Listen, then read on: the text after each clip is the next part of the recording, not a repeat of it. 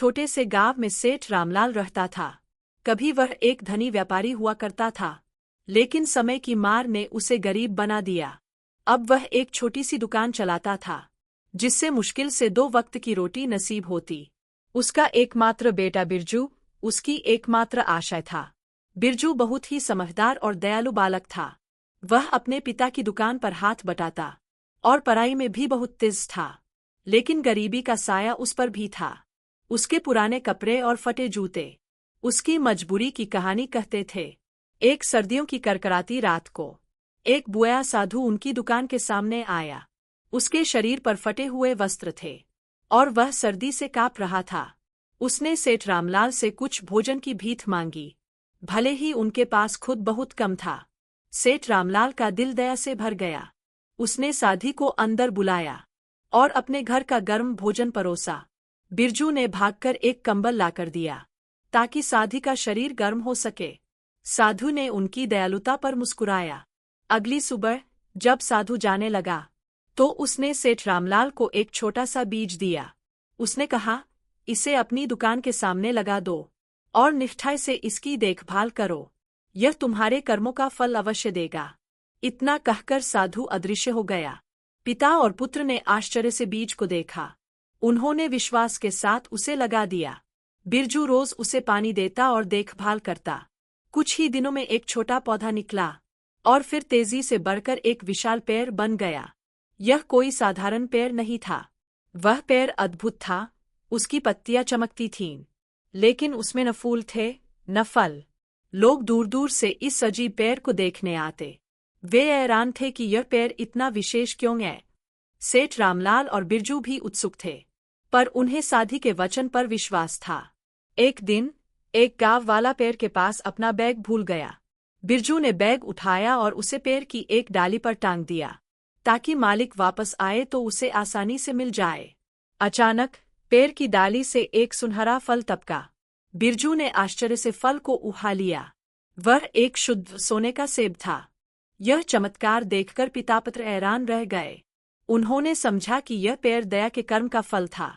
पेड़ किसी को फल तभी देता जब कोई निस्वार्थ भाव से अच्छा काम करता। यह धन का पेड़ नहीं, बल्कि कर्म का पेड़ था। उन्होंने इस रहस्य को अपने तक ही रखा। अब बिरजू और सेठ रामलाल छिपकर लोगों की मदद करते। जब कोई बुआ व्यक्ति पेड़ के नीचे आराम करता, तो बिरजू चुपचाप उसके लिए पानी ले आता और अगले ही पल पेड़ से एक फल गिरता। यदि कोई भूखा बच्चा रोता और वे उसे खाना देते, तो पेड़ उनकी दयालुता को सोने के फल से पुरस्कृत करता। धीरे धीरे उनकी छोटी सी दुकान फिर से समृद्ध होने लगी, लेकिन उनकी समृद्धि ने उन्हें बदला नहीं। वे पहले की तरह ही सादा जीवन जीते रहे। उनकी दयालुता और ईमानदारी और बढ़ गई। वे गरीबों को दान देते और जरूरतमंदों की सहायता करते। कर्म का चक्र लगातार चल निकला था। गांव के लालची जमींदार सेठ करण सिन्हा की नजर इस रहस्यमय पेड़ और सेठ रामलाल की बढ़ती संपत्ति पर पड़ी। वह जासूसों के जरिए सच्चाई जानने की कोशिश करने लगा। उसने सुना कि अच्छे कर्म करने से पेड़ फल देता है, लेकिन उसके मन में लालच और ईर्ष्या भर गई। उसने इस चमत्कार को हथियाने की ठान ली। एक रात करण सिन्हा अपने नौकरों के साथ आया। उसने पेड़ की जड़ें खोदनी शुरू कर दीं, ताकि इसे अपने बगीचे में लगा सके। लेकिन जैसे ही कुल्हाड़ी पेड़ को लगी, पेड़ की डालियों से एक कड़वा काला रस टपकने लगा। यह रस लगते ही पत्थर जैसा कठोर हो जाता। करण सिन्हा और उसके नौकर डर के मारे भाग खड़े हुए। अगली सुबह पेड़ की एक शाखा सूख गई थी। सेठ रामलाल और बिरजू ने देखा तो दुखी हुए। उन्होंने समझ लिया कि बुरे इरादे ने पेड़ को ठेस पहुंचाई है। उन्होंने पेड़ की जड़ों में फिर से मिट्टी डाली और प्यार से उसकी देखभाल जारी रखी। समय बीतता गया और बिरजू एक जवान लड़का बन गया। उसने अपने पिता की दुकान को एक बड़े व्यवसाय में बदल दिया। लेकिन उनकी सफलता का रहस्य अब भी वही था, अच्छे कर्म। वह हर गुजरने वाले की मदद करता, चाहे वह एक प्यासा कुत्ता ही क्यों न हो। कर्म का पेड़ हमेशा उनका मार्गदर्शक बना रहा। एक दिन भीषण बारिश और बाढ़ का प्रकोप हुआ। गांव के कई घर पानी में बह गए। लोग बेघर और भूखे थे। सेठ रामलाल और बिरजू ने तुरंत अपने धन का उपयोग किया। उन्होंने एक राहत शिविर लगाया और सबको भोजन दिया। लोगों ने उन्हें संकटमोचक कहा, इस संकट के दौरान करण सिन्हा का घर भी बर्बाद हो गया। वह और उसका परिवार सब कुछ खोकर सड़क पर आ गए। अपनी अभिमानी प्रकृति के कारण वह किसी से मदद नहीं मांग पा रहा था। भूख और प्यास से व्याकुल वह राहत शिविर के पास पहुंचा, लेकिन उसकी आंखों में शर्म थी। बिरजू ने करण सिन्हा को पहचान लिया। उसे याद आया कि कैसे इस आदमी ने उनके पैर को नुकसान पहुंचाने की कोशिश की थी, लेकिन उसके दिल में बदले की भावना नहीं उठी। उसने सोचा, संकट के समय सबको सहारा चाहिए। बिरजू ने खुद एक थाली में गर्म भोजन परोसा और विनम्रता से करण सिन्हा के सामने पेश किया। करण सिन्हा की आंखों में आंसू आ गए। उसने बिरजू के पैर पकड़ लिए और माफी मांगी। उसने कहा, मैंने तुम्हारा नुकसान करने की कोशिश की, लेकिन आज तुमने मेरी जान बचाई। तुम्हारी दयालुता ने मेरी आंखें खोल दी है। उस दिन करण सिन्हा का हृदय परिवर्तन हो गया। जैसे ही करण सिन्हा ने भोजन किया, कर्म के पेड़ से एक चमकता हुआ फल गिरा। यह फल पहले से कहीं अधिक चमकीला और सुंदर था। इसे देखकर सभी लोग आश्चर्यचकित रह गए। यह माफी और सच्चे परिवर्तन का फल था।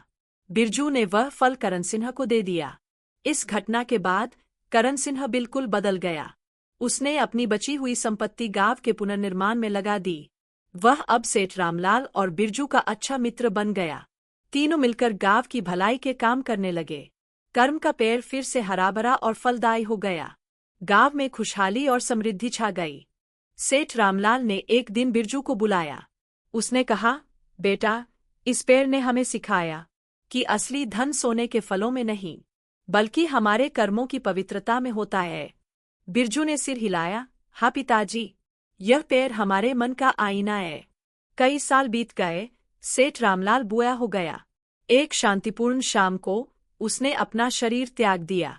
पूरा गांव उसके अंतिम संस्कार में शामिल हुआ। हर कोई उसकी दयालुता और ईमानदारी की कहानियां सुनाता। बिरजू ने संभाल लिया, पर उसने सीख कभी नहीं भूली। कर्म का पेड़ अब भी खड़ा था, एक जीवंत सबक की तरह।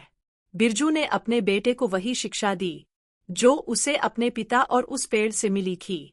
उसने कहा, संपत्ति आए और जा सकती है, लेकिन अच्छे कर्मों की कीमत हमेशा बनी रहती है।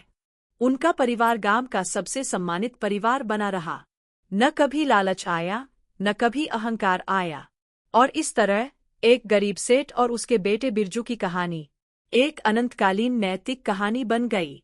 यह कहानी सिखाती है कि कर्मों का फल अवश्य मिलता है, चाहे वह अच्छा हो या बुरा। निस्वार्थ भाव से किया गया एक छोटा सा अच्छा काम जीवन में अकल्पनीय समृद्धि ला सकता है।